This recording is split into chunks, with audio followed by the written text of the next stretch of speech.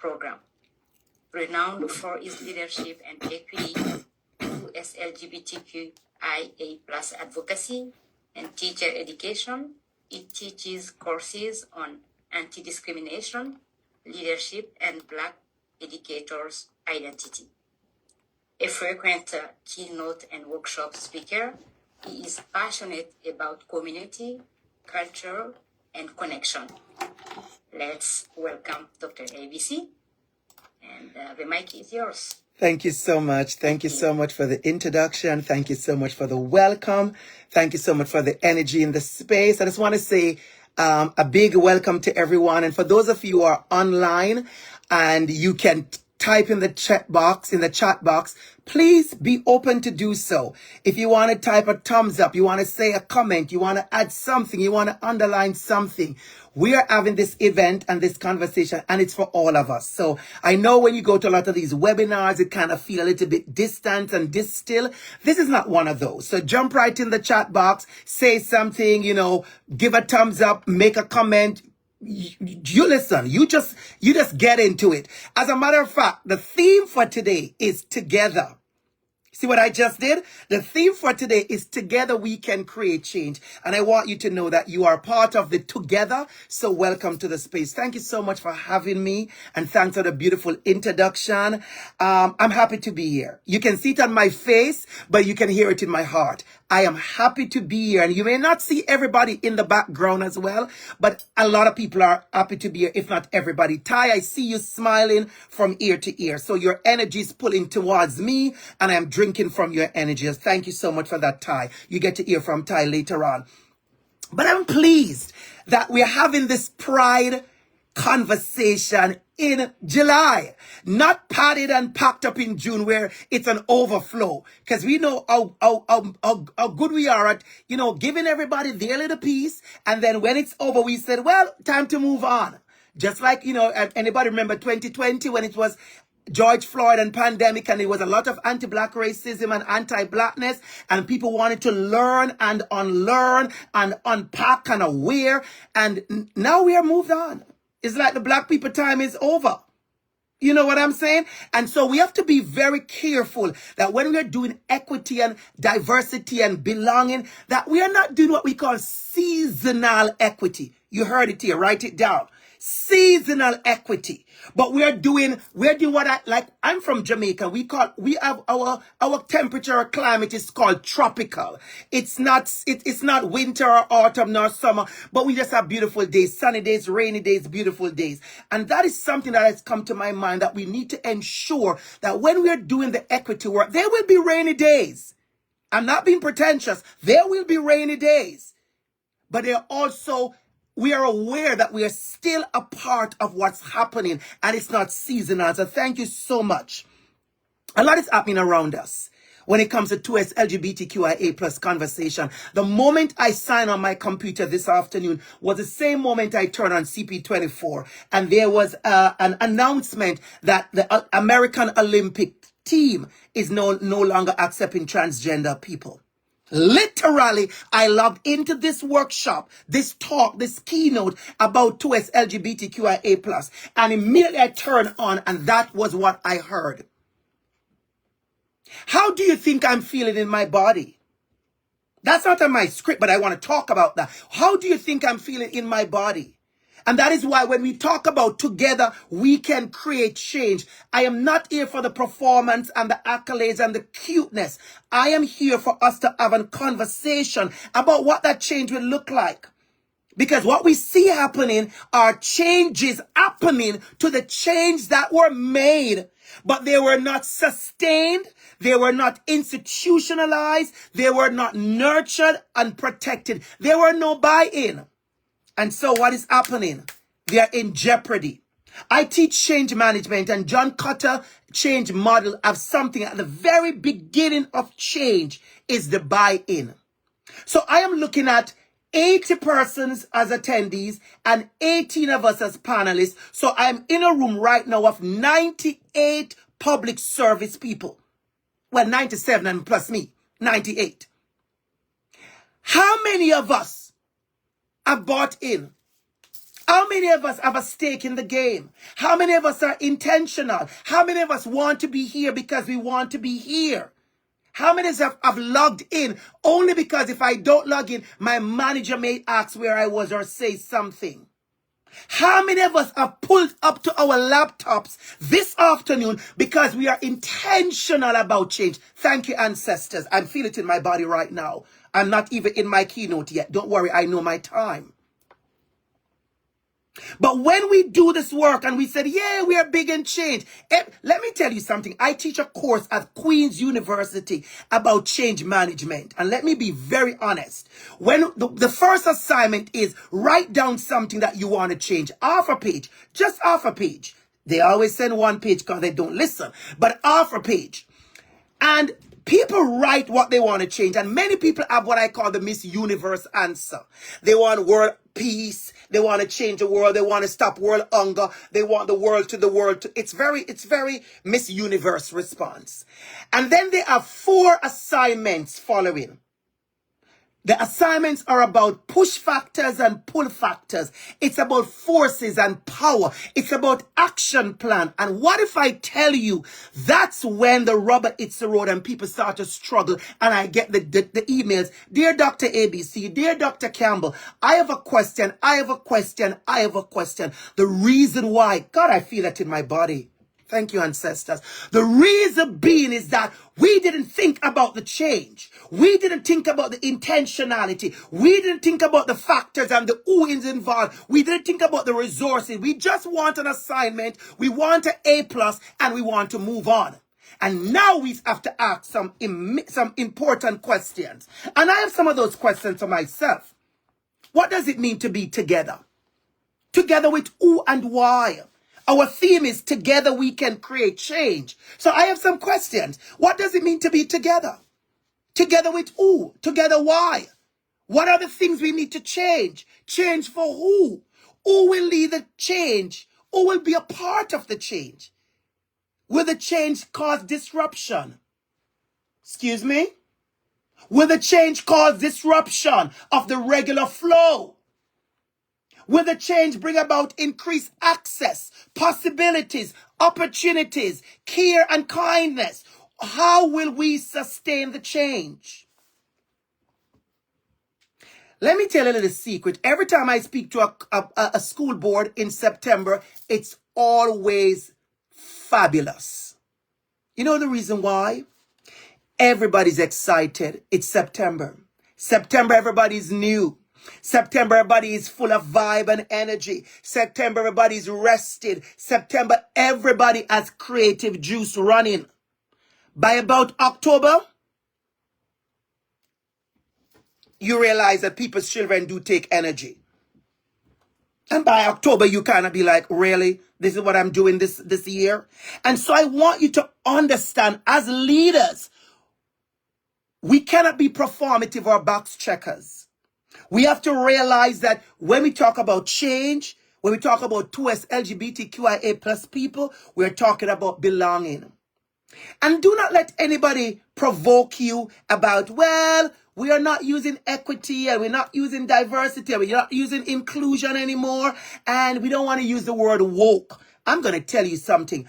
I am absolutely woke and I am staying woke because I see what's going on. And if I forget who I am as a black immigrant LGBTQ person, you better get it together. It's Wednesday afternoon.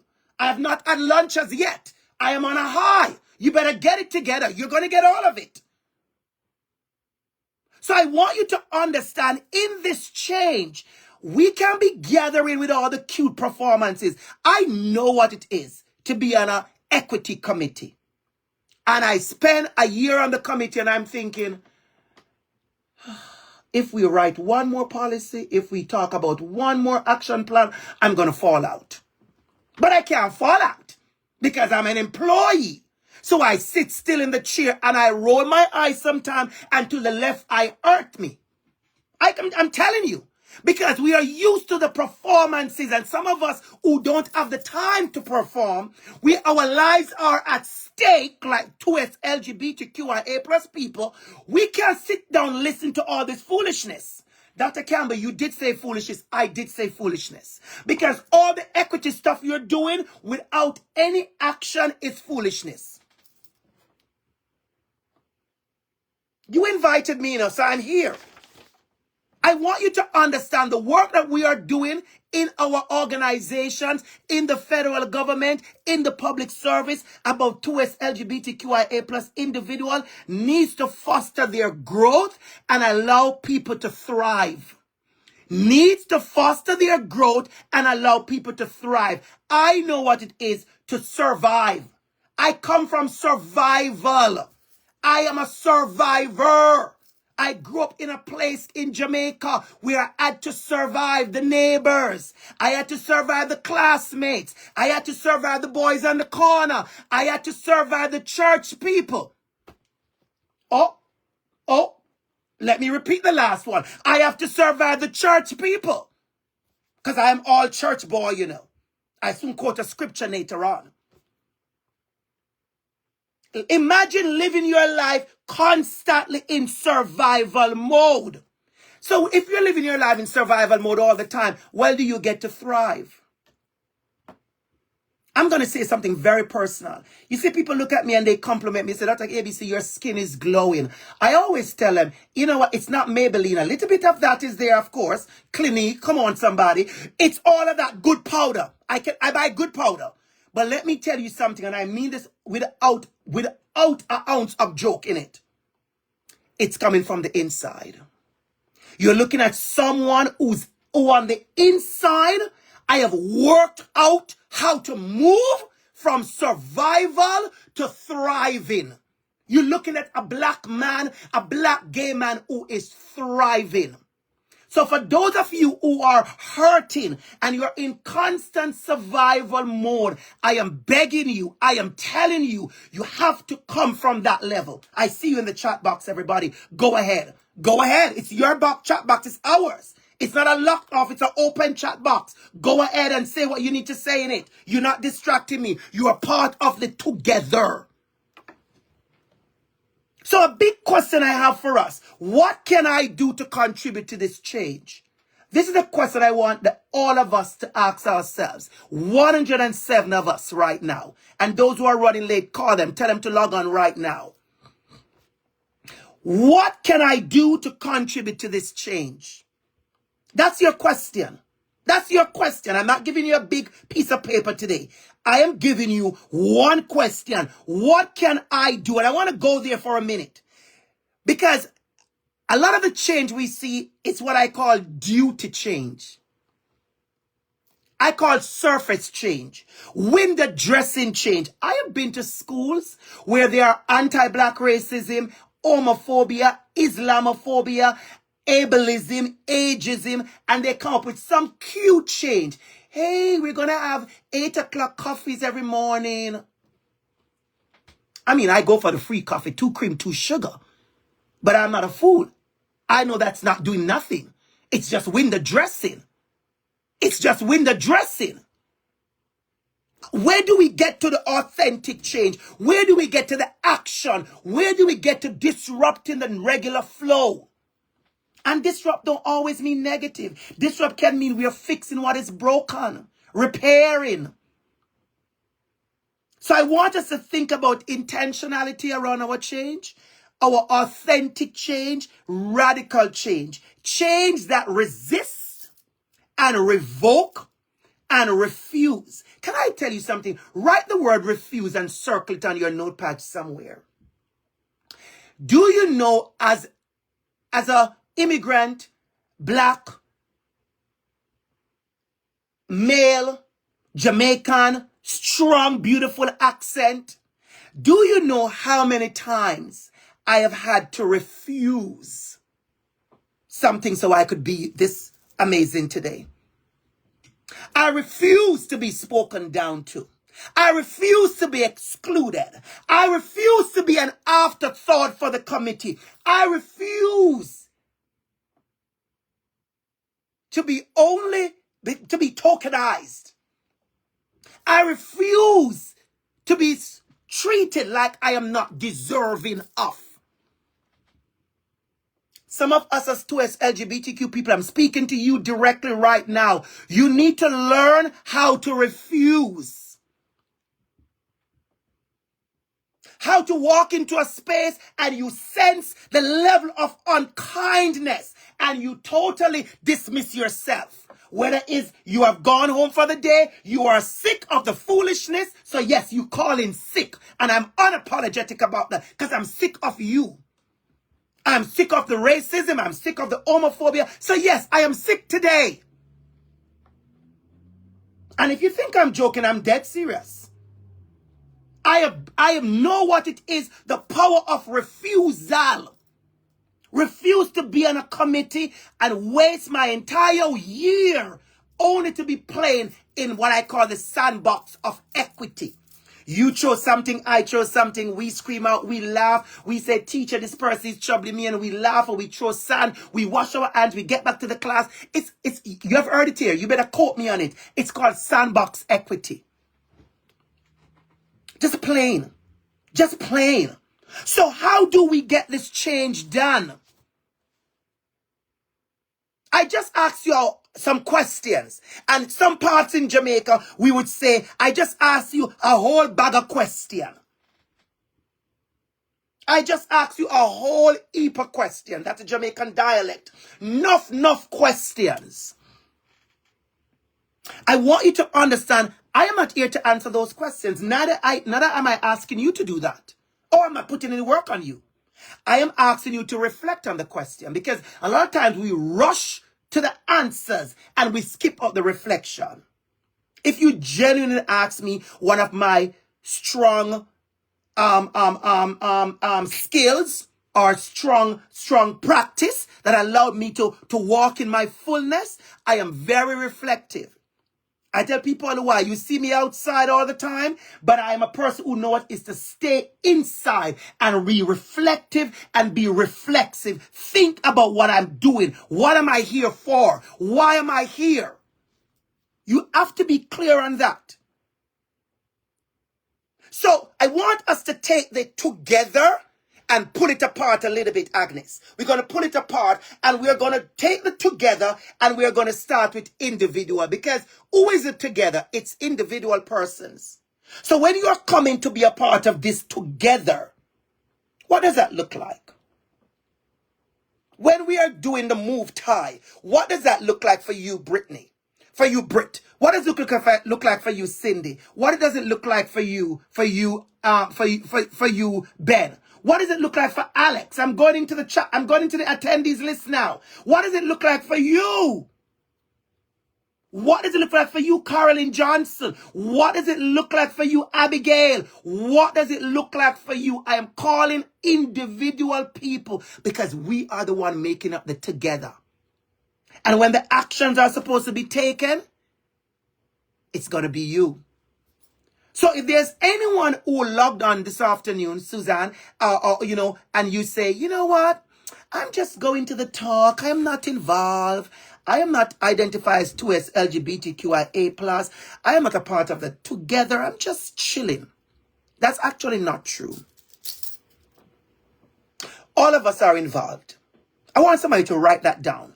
All of us are involved. Whether we give ourselves titles, whether we are on the committee, whether we're part of the planning, whether we're part of the action plan, whether we're part of the strategic plan, all of us are included once you are in this place. I like to go places where people say, well, I'm not involved. And I say to them, yeah, well, yes, you are. Because watch me carefully.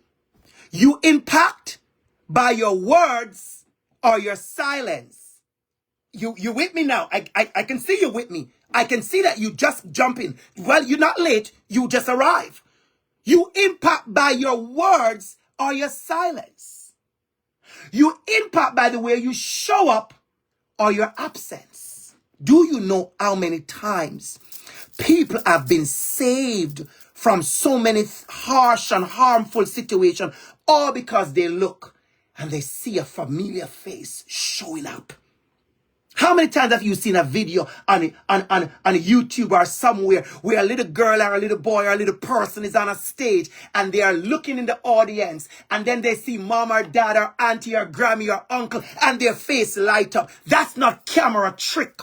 Take it from me, an educator, a school teacher for 26 years. That's real. We know children who sit in the choir and they are looking for their parents. Not one word of the song is coming forth until they see mommy or daddy or grammy or auntie or uncle and their face light up. Showing up is a part of the work. You impact by your support or your lack thereof. You impact by your biases, your assumptions, the stereotypes you hold, because a lot of us don't realize as leaders, we act on those stereotypes. You impact by the power you carry. I am not speaking to weak people, you know. I look at the people title. All of you have titles. You are powerful people. Whenever they ask me to speak to like superintendents and the managers in like, I've been to Ottawa a couple of times and I speak to very big crowd in Ottawa, very big title people. And I go hard. And people do say, Dr. Campbell, you know, you went hard. I said, you all could take it. You are director, senior director, acting senior director, acting director of the acting director. Like your salary scale, you can take it. Don't give me no fragility. Don't be fragile now. Have you ever wondered when some people complain about, oh my God, I was so offended. Offended for what? A powerful man like you? You offended, but for what? Because what happens, you have centered. You have centered yourself over those you should be serving. Oops. You have centered yourself over those who you should be serving. So I want you to know we all have a role to play. Those who identify as 2S LGBTQIA+, those of you who identify as allies and co-conspirators, advocates, those of you who are what I call the quiet friend, the one who you don't say much, but you do much. Ha! You are important to this work as well. Stop thinking the only person is important is the person with the mic.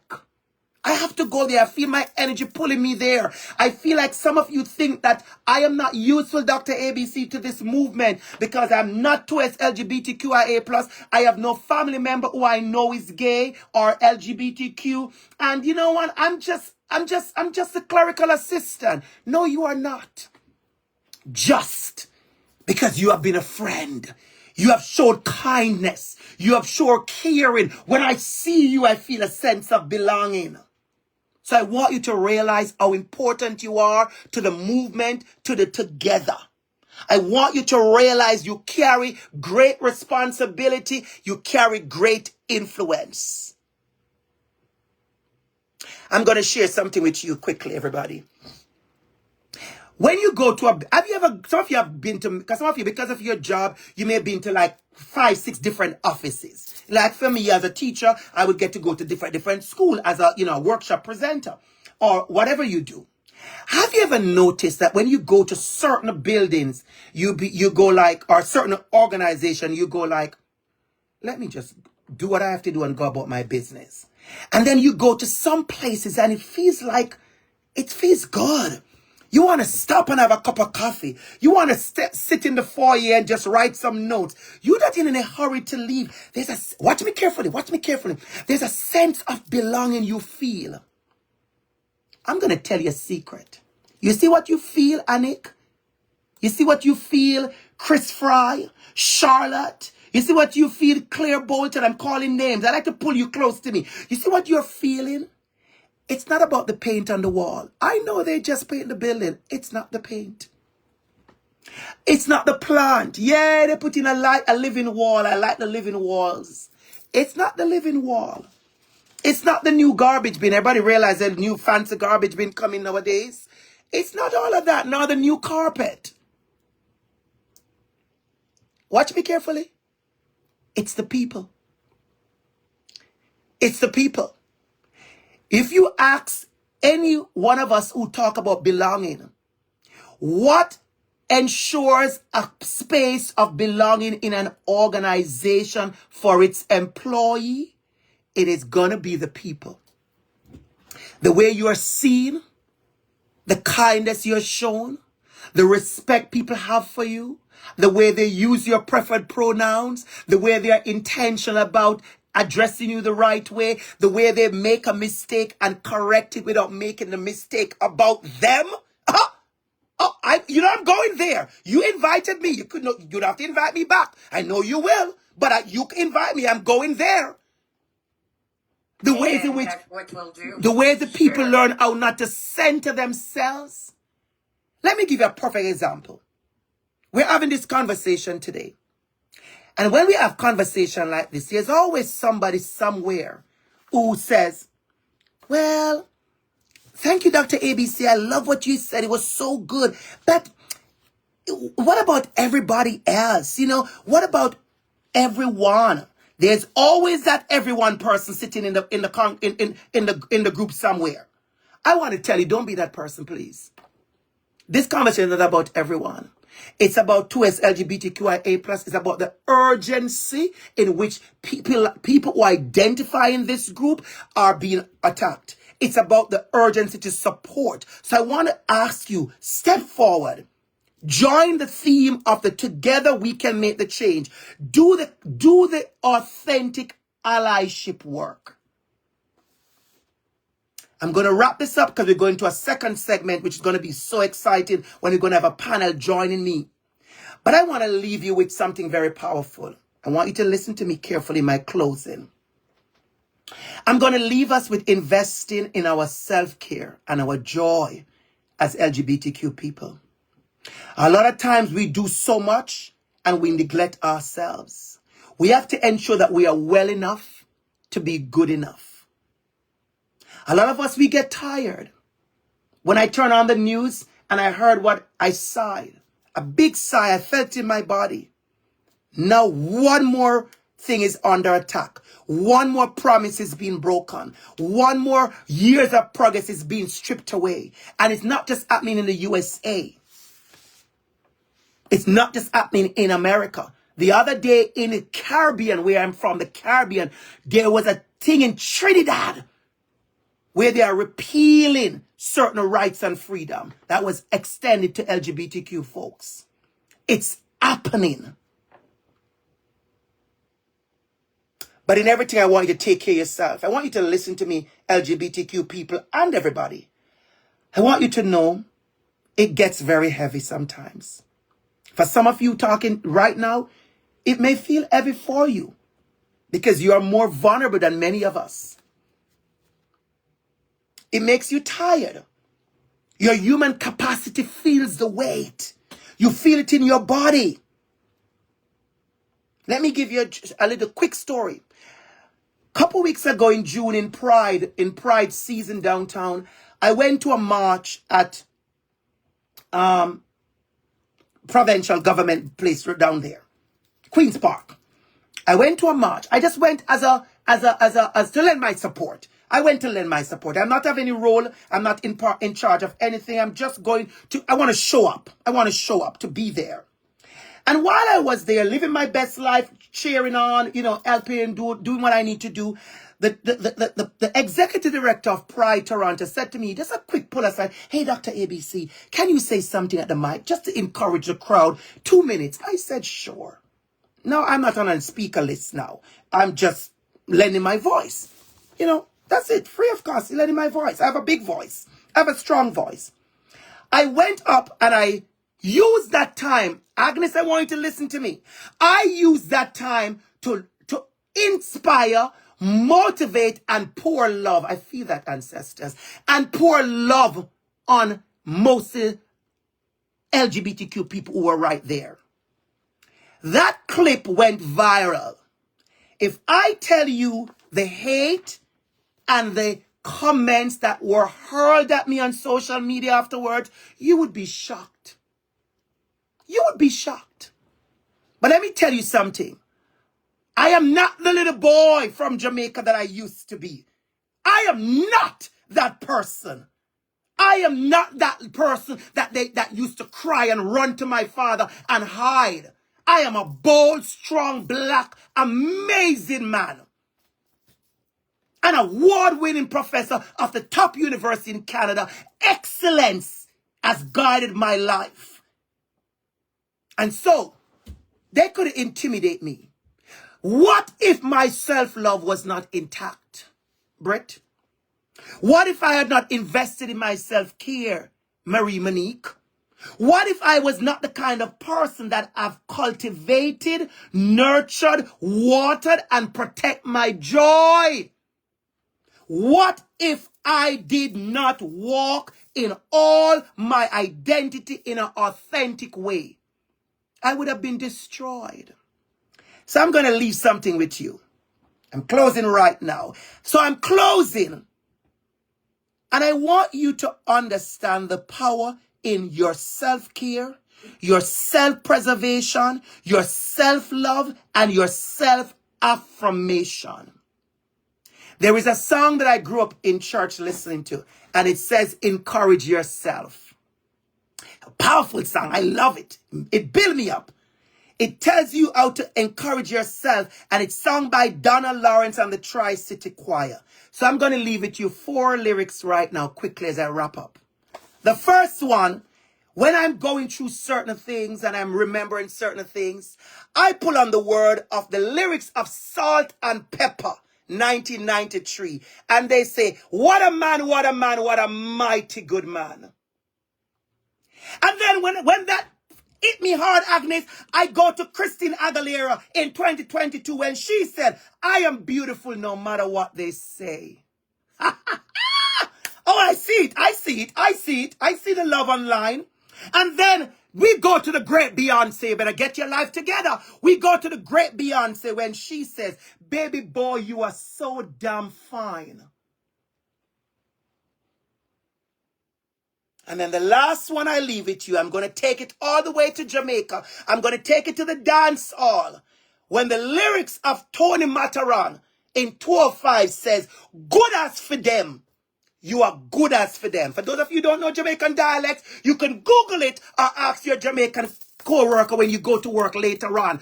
Good as for them. You are good as for them. So I leave this with you. Own your role as a change agent. Ensure that you are intentional about your actions.